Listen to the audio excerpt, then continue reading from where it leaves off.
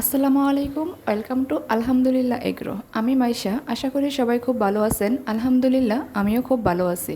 ভোরের আলো ফোটার আগেই শুরু হয়ে যায় খামারের কাজ। চলুন দেখি নেই একদিনে সকালে খামারের ব্যস্ততা কেমন হয়। অনেক দিন পর রহমতের বৃষ্টির পর আজ সকালটা মনে হয় একটু সূর্যের আলো দেখতে পাবো। খামারের সকালটাই শুরু করি আমার পছন্দের এই কবুতরগুলো দিয়ে। এদেরকে সকালবেলা ছেড়ে দিয়েই আমাদের খামারের কাজটা শুরু হয়। তারপরে ছাগলগুলোকে গোয়াল থেকে বের করে খোলা বাতাসে নিয়ে যাই, অর্থাৎ অন্য একটি খামারে যেখানে এরা সকাল থেকে বিকাল অবধি থাকে। আমরা প্রথমে খাসি ছাগলগুলোকে বের করি, তারপর আস্তে আস্তে মা এবং বাচ্চা ছাগলগুলোকেও বের করে তাদের যে নির্দিষ্ট খামার আছে ওইখানে বেঁধে দেই। এই সবগুলোই হচ্ছে মা ছাগল। এদেরকে আমরা নির্দিষ্ট একটা মাচার ওপর রাখি যেন এদের ঠান্ডা বা সর্দি না লেগে যায়। সেজন্য আমরা আমাদের খামারের প্রত্যেকটা ছাগলগুলোকে এরকম মাচার ওপর রাখি। আপনারাও চেষ্টা করবেন সবগুলো ছাগলকে এরকম মাচার ওপর রাখার জন্য, তাহলে ছাগলগুলো আলহামদুলিল্লাহ সুস্থ থাকবে।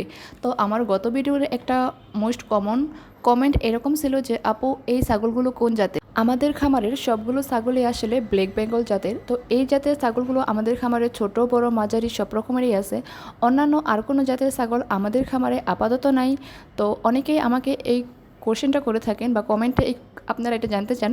তো সেজন্যই আমি আজকে বিষয়টা ক্লিয়ার করলাম। এই যে সবগুলো ছাগল এখন ওদের নির্দিষ্ট খামারে চলে যাচ্ছে, যদিও ওদের খামারটা ওদের রাতের যে খামারে থাকে সেই খামার থেকে একটু দূরে, সেজন্য এদেরকে বেশ কিছুটা সময় ওরা বাইরে থাকে। তারপর এটা হচ্ছে আমাদের গোয়ালেরই একটি অংশ, যেখানে আগে আমরা ষাঁড়গরুগুলোকে রাখতাম। তো আপাতত আমাদের খামারে কোনো ষাঁড়গরু না থাকায় এখানে আমরা বর্তমানে সদ্য মা হওয়া মা ছাগলগুলোকেই রাখি। তারপর এটা হচ্ছে আমাদের লেয়ার মুরগির পরিত্যক্ত যে খামার, যেখানে আমরা সব ছাগলগুলোকেই রাখি। মা ছাগল থেকে শুরু করে খাসি বকরি সব রকমের ছাগলই আমরা এখানে রাখি। তো তারপরে শুরু করা হচ্ছে আমাদের অন্য একটি প্রজেক্ট, সেটি হচ্ছে আমাদের হাঁসেরগুলোকে। তো সকালে আমরা আমাদের হাঁসগুলোকে ছেড়ে খাবার দিয়ে তারপর আমরা আমাদের গরু কিংবা অন্যান্য যে প্রজেক্টগুলো আছে সেগুলোর দিকে যাই। তো তারপরে আসলে আমরা আমাদের গরুর খামারের দিকেই যাই। গরুর খামারে গিয়ে প্রথমে গোয়াল পরিষ্কার করা হয় যাতে তাদের থাকার জায়গাটা সবসময় পরিষ্কার থাকে। তো পরিষ্কারের কাজটা কমপ্লিট হলে গরুকে সকালের জন্য খড় দেওয়া হয়। অন্যদিকে আমাদের খামারের সবচেয়ে বড় যে প্রজেক্ট সেটি হচ্ছে আমাদের লেয়ার মুরগির খামার, অর্থাৎ আমাদের একাধিক লেয়ার মুরগির খামার। আলহামদুলিল্লাহ খামারের অর্ধেক লোক ভোর হতেই লেয়ার মুরগির কাজ শুরু করে, অর্থাৎ প্রথমে রাতের যে পানিটা থাকে সেটা আমরা সকালে পরিষ্কার করে ফেলি। তো রাতের পানিগুলোকে আমরা কিন্তু ফেলে দেই না, সেটাকে আমরা পরবর্তীতে আমাদের গরুর গামলায় দিয়ে থাকি, যেটা পরবর্তীতে গরুকে খড় খাওয়ার পর দেওয়া হয়। তারপর দানাদার খাবার দেওয়ার আগে গরু সেই পানিটা খুব সুন্দরভাবে খেয়ে ফেলে। তো রাতের পানিগুলোকে কিন্তু আমরা এভাবেই কাজে লাগিয়ে ফেলি। আপনারাও ট্রাই করতে পারেন। আমরা প্রতিদিন সকালে পানির পাইপগুলো পরিষ্কার করার সাথে সাথে খাবারের যে পাইপগুলো আছে সেগুলো পরিষ্কার করার চেষ্টা করি। তারপর মুরগির খাবার দেওয়ার কাজটা শুরু হয়। সবগুলো পাইপে সমান করে খাবার ছড়িয়ে দেওয়া হয়। এই কাজটা আমরা দিনে 2বার করে থাকি, অর্থাৎ সকালে একবার বিকালে একবার, অর্থাৎ দিনে 2বার আমরা এই কাজটা করে থাকি। তারপর আসে নতুন পানি দেওয়া। খামারে মুরগিকে পানি দিতে দিতে চলুন একটা বিষয় আপনাদের সাথে শেয়ার করি, হয়তোবা আপনাদের অনেক কাজে লাগবে এই বিষয়টা। মুরগির অভ্যন্তরীণ পরজীবী দমন করার জন্য আমরা এই ওষুধটা ব্যবহার করে থাকি। তো অনেক সময় দেখা যায় যে দেশি মুরগি কিংবা অন্যান্য যে খামারের মুরগিগুলো আছে সেদেরকে পরজীবী বা বিভিন্ন উকুন টাইপের অনেক রকম ছোট ছোট পোকা টাইপের কিছু দেখা যায় মুরগির শরীরে। তো সেটা দমন করার জন্য আসলে আমরা এই অ্যাসিমিক 1% ওরাল সলিউশনটা ব্যবহার করে থাকি। আপনারা কিন্তু চেষ্টা করতে পারেন। তারপর শুরু হয় ছাগলের জন্য খাবার তৈরির কাজটা। তো দানাদার খাবারের সাথে তাজা ঘাস মেশানো হয়। খামারের রাতে সব কাজ শেষ হওয়ার পর আমরা এই নেপিয়ার ঘাসগুলোকে মেশিনের সাহায্যে কেটে রাখি। তারপর সকালে বড় কোনো গামলার মধ্যে এই খাবারের মিশ্রণটা তৈরি করা হয়। আমি গত ভিডিওতে এই খাবারের মিশ্রণ তৈরি করানো দেখানো হয়েছে। তো আপনারা যারা যারা খাবারের মিশ্রণটা দেখতে চান তাহলে তারা আমাদের আলহামদুলিল্লাহ এগ্রো চ্যানেলের আগের ভিডিওটা অবশ্যই দেখে নেবেন।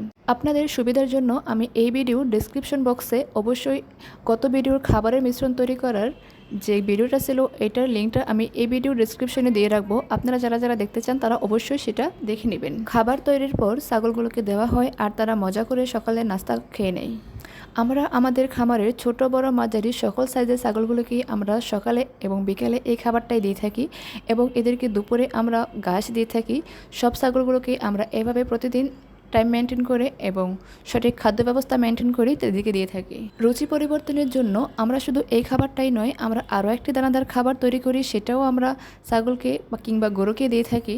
সেই খাবারের মিশ্রণটা একটু এক্সপেন্সিভ বা ব্যয়বহুল হওয়ার কারণে আমি সেটা শেয়ার করলাম না। যদি আপনারা চান তাহলে সেটাও আমি আপনাদের সাথে শেয়ার করতে পারি। গত ভিডিওতে আমার এক ভাইয়া আমাকে কমেন্ট করেছিল এরকম যে, আপু ছাগলগুলো কি খাবারগুলো খেয়েছিল? এই যে আসলে এটা হচ্ছে পরবর্তীতে একটি ভিডিও। কেন খাবে না? ছাগলগুলো মজা করে সবগুলো খাবার সুন্দর করে খেয়ে নিয়েছিল। আমাদের খামারে নতুন করে আরও একটি প্রজেক্ট যোগ হয়েছিল, সেটাও আমি আপনাদের সাথে শেয়ার করেছিলাম। এই যে এগুলো হচ্ছে আমাদের লেয়ার মুরগির বাচ্চা। তো এইখানে এই বাচ্চাগুলোকে সার্বক্ষণিক পর্যবেক্ষণে রাখতে হয়, এদের খাবার পানি ঠিক আছে কিনা, লাইটিং ব্যবস্থা ঠিক আছে কিনা এবং বাচ্চাগুলোর অ্যাক্টিভিটিস ঠিক আছে কিনা। তাই এদেরকে সবসময় আমাদের পর্যবেক্ষণে রাখতে হয়। যদি বাচ্চা পালনের কোনো টিপস আপনাদের জানার ইচ্ছা থাকে তাহলে অবশ্যই আপনারা সেটা কমেন্টে জানাতে পারেন। তাহলে অবশ্যই আপনাদের কমেন্টের উত্তর আমি দেওয়ার চেষ্টা করব। চলুন আবার গরুর খামারে যাওয়া যাক। গরমের দিনে গরুকে সকালে গোসল করানো হয়, এতে তাদের আরাম লাগে এবং পরিষ্কার থাকে। গোসলের পর গরুকে দেওয়া হয় দানাদার খাবার, যেটা তাদের শক্তি ও স্বাস্থ্য ভালো রাখতে সাহায্য করে।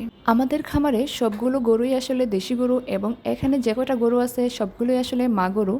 তো কিছু গরু আছে নতুন প্রেগনেন্ট হয়েছে, আর কিছু গরু আছে যাদের বাচ্চা বা বাছুর আছে। আমরা আমাদের সকালে গরুকে যে দানাদার খাবারের মিশ্রণটা দিয়ে থাকি সেটা যদি আপনারা জানতে চান কিংবা আপনারা যদি চান তাহলে সেটা আমি একটা ভিডিও আকারে দেখাতে পারি। অবশ্যই যদি আপনাদের প্রয়োজন হয় তাহলে অবশ্যই আপনারা সেটা কমেন্টে জানাবেন। গরুকে খাবার দেওয়ার পর খামারের সকালের কাজের চ্যাপ্টারটা শেষ হয়, তারপর সবাই নিজেদের নাস্তা করে নেয়। আর নিজেদের নাস্তা করার পর কেউ চলে যায় খামারের বাইরে ঘাস কাটার জন্য, আর কেউ চলে যায় খামারের ভিতরে মুরগির ডিম সংরক্ষণ করা কিংবা খাবার ট্রেনের সমান করে দেওয়ার কাজটা করে থাকে। তারপর এই ছিল আমাদের নিজেদের খাবারের বন্দোবস্ত। তো ভিডিওটি কেমন লাগলো অবশ্যই আপনারা সেটি কমেন্ট করে জানাতে বলবেন না। এরকম ইনফরমেটিভ ভিডিও পেতে অবশ্যই আলহামদুলিল্লাহ এগো চ্যানেলটি সাবস্ক্রাইব করে পাশে থাকুন। Thank you, by.